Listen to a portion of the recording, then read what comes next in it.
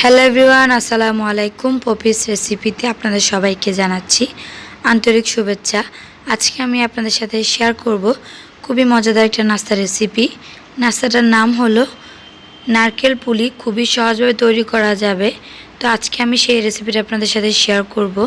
তো প্রথমে আমি নাস্তার ভিতরে পুর দেওয়ার জন্য নারকেলের পুরটা রেডি করে নিব।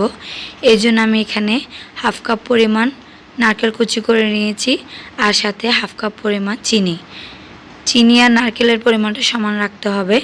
এখন আমি এখানে স্বাদের ব্যালেন্সটা রাখার জন্য 1 চিমটি পরিমাণ লবণ দিয়ে দিচ্ছি। লবণটা দেওয়ার পর ভালো করে একটু নেড়ে চেড়ে চিনি নারকেলের সাথে ভালো করে মিশিয়ে নিব। যখন কালারটা চেঞ্জ হয়ে আসবে, এ পর্যায়ে যখন চলে আসবে, আমি এটা চুলা থেকে নামিয়ে নিব। এরপর আমি নাস্তা তৈরি করার জন্য ডোটা তৈরি করে নিব।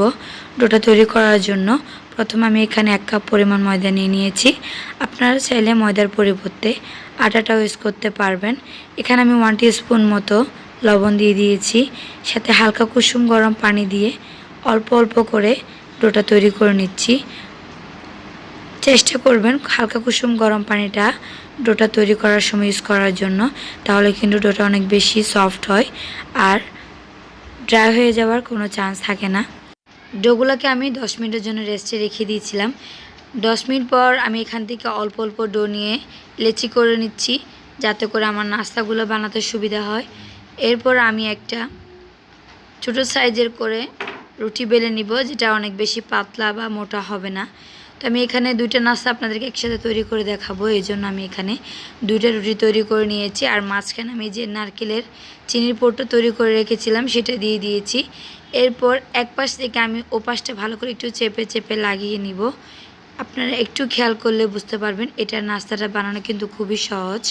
দুই পাশটা ভালো করে একটু চেপে চেপে লাগিয়ে দিচ্ছি, যাতে করে আমি যখন তেলে ভাজে নেব, যাতে করে নাস্তাটা খুলে না যায়। এরপর আমি একটা সুন্দর ফুলের ডিজাইন দিয়ে দিচ্ছি। আপনারা এটা স্ক্রিনে দেখে একটু বুঝে নেবেন, খুবই সহজভাবে এটা তৈরি করা যাবে। এই যে আমি দুই পাশটা একটু ভালো করে চেপে চেপে দিচ্ছি, আর খুবই সুন্দর একটা ফুলের নকশা তৈরি হচ্ছে।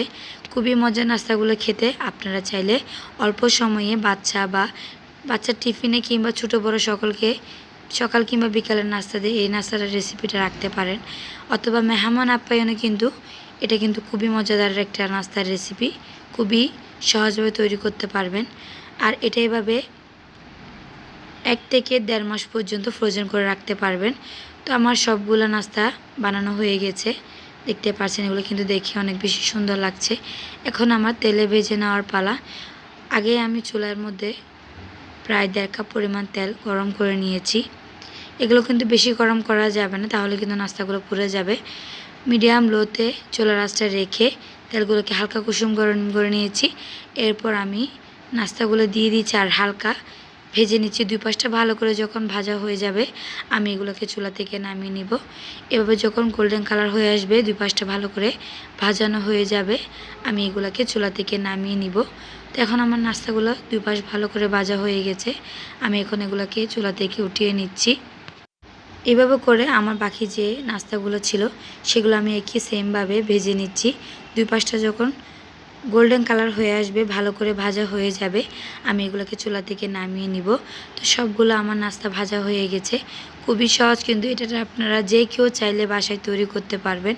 নারকেল পুলি কিন্তু খেতে অনেক বেশি মজা হয়, অনেক বেশি ক্রিস্পি হয়। এটা কিন্তু দেখে স্কিনে বুঝতে পারছেন। আশা করব আমার আজকের ভিডিওটা আপনাদের কাছে ভালো লাগবে। যদি ভালো লেগে থাকে তাহলে অবশ্যই আমার চ্যানেলটি সাবস্ক্রাইব করে পাশে থাকবেন। আর যদি বেশি ভালো লেগে থাকে তাহলে অবশ্যই আমার চ্যানেলের ভিডিওগুলি শেয়ার করবেন। সবাই ভালো থাকবেন, সুস্থ থাকবেন। আল্লাহ হাফেজ।